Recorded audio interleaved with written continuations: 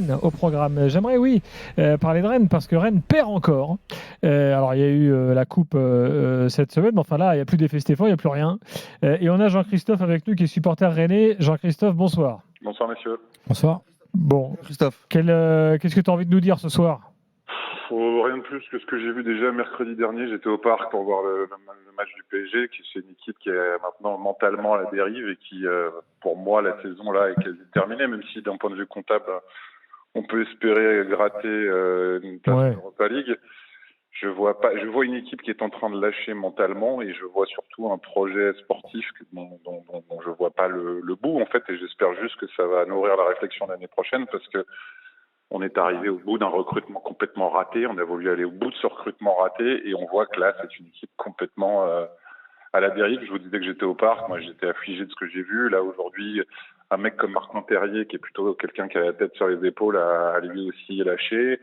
Il y a quand même beaucoup de signaux là forts que le club tourne pas rond d'un point de vue projet sportif. Donc, beaucoup de frustration parce qu'on a dépensé beaucoup d'argent l'été dernier, qu'on a tout pour avoir un club qui devrait prendre des places là en Ligue des Champions, 4e.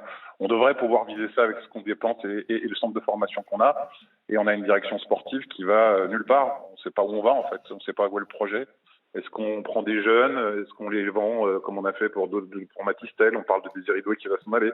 Moi, en tant que supporter né, je ne sais pas où on va. Donc, ce qui est dingue, c'est pas ton pire match aujourd'hui. Hein. Non, c'est pas le pire, mais quand tu vois celui de Strasbourg la semaine dernière notamment, aujourd'hui t'as quand même c'est Maïeki qu'on dit, le gardien de Monaco, qui a fait un match encore. Maïevski, qui lui est très bon. Hein. Ça c'est pas la première fois que je me le dis, mais les deux gardiens. Ouais, Mandanda aussi a fait un très gros match et ça a été l'un des meilleurs Rennais. Mais tu vois, le vrai problème, c'est ça. C'est ce que je viens de dire. Mandanda est un des meilleurs Rennais depuis quelques matchs. C'était le cas à Paris, c'était le cas. Bien sûr. Après, ce qui m'a. Mais c'était beaucoup plus équilibré qu'on ne le pense aujourd'hui. Ouais, hein. C'était mieux aujourd'hui, mais même la composition d'équipe, je la trouvais meilleure, en tout cas plus ambitieuse de la part de Stéphane. Elle est ambitieuse, mais on sent quand même que il n'arrête pas de changer et de rechanger. Et tu connais les limites défensives.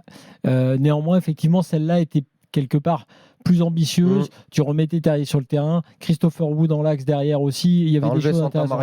Santa Maria, t'as enlevé Matusiwa et Santa Maria au milieu, t'as mis un joueur créatif avec un numéro 6. Mais il n'en reste pas moins qu'à partir du moment, la blessure de Lefebvre a fait beaucoup de mal.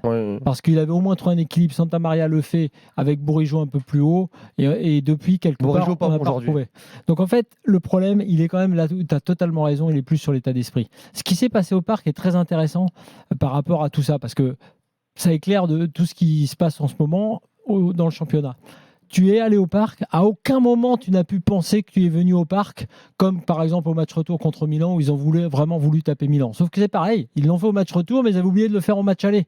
Donc à un moment donné, ces trucs de l'état d'esprit là à Rennes, il va falloir que ça change pour que ce club prenne la dimension qu'il veut prendre, parce que si à chaque fois que tu as un grand rendez-vous, ou à chaque fois que tu as un peu ce plafond de verre, tu arrives et tu n'es pas là mentalement, et ben voilà. Et pendant ce temps-là, ce qui fait du mal aux Rennais, c'est que tu as les voisins, entre guillemets un peu lointains, les Brestois, qui, sur une saison incroyable, sont en train de faire, de faire une place dingue sur le podium. Donc, si tu veux, il y a quand même, on peut le prendre comme on veut, mais cette histoire du mental, quand tu arrives au parc sur cette demi-finale de Coupe de France et qu'à aucun vrai moment tu peux te dire waouh, là on a vu une équipe qui était venue pour faire un truc, non, jamais. Peut-être qu'à la fin ils espéraient le 1 partout, qu'en plus Luis Enrique leur sort la charnière du PSG pour aller choper les tirs au but, mais c'était tout.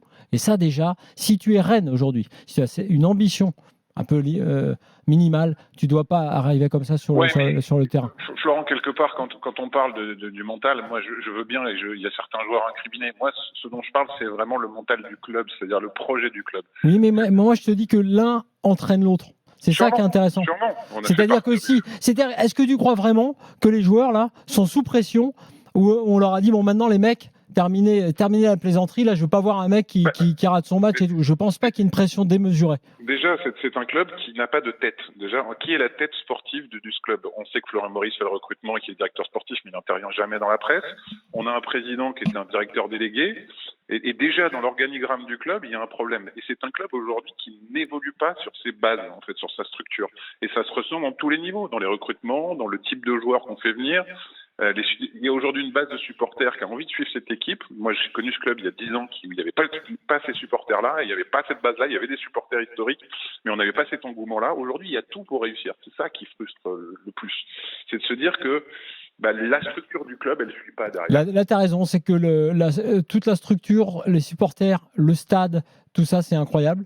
Et que maintenant, il faut que la partie, la fusée et la partie sportive, comme avec Genesio sur le jeu, il y avait au moins cet espoir qui était né.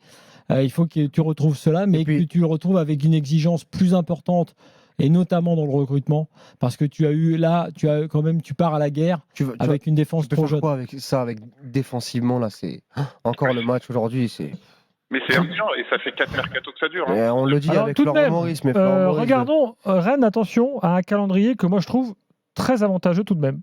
Parce que mis à part la réception de Brest, tu reçois Toulouse, tu vas à Nantes, tu vas à Metz. Le Nantes-Rennes est un match particulier. Hein. Tu reçois à Lens, tu finis à... Enfin, tu joues pas... T'as joué les gros. Mais pour moi, il y a 2 matchs très importants qui ont cassé la dynamique.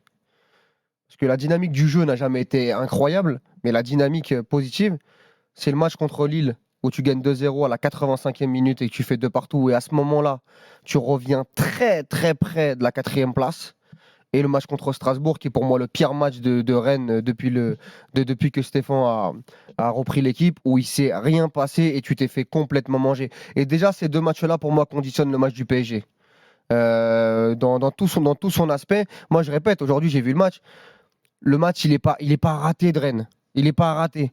Ils ont des occasions, ils ont des situations, ils concèdent aussi. C'était plutôt un bon match de Ligue 1. Un bon match de Ligue 1. Ils prennent un rouge à la 46e minute, alors que la fin de première mi-temps, elle est quand même rennaise. Et à 10 contre 11, j'ai trouvé Monaco très très décevant en supériorité numérique. Et Rennes a essayé a été dangereux avec un Désiré Doué qui a été encore très très actif, avec un peu de déchets, mais très actif.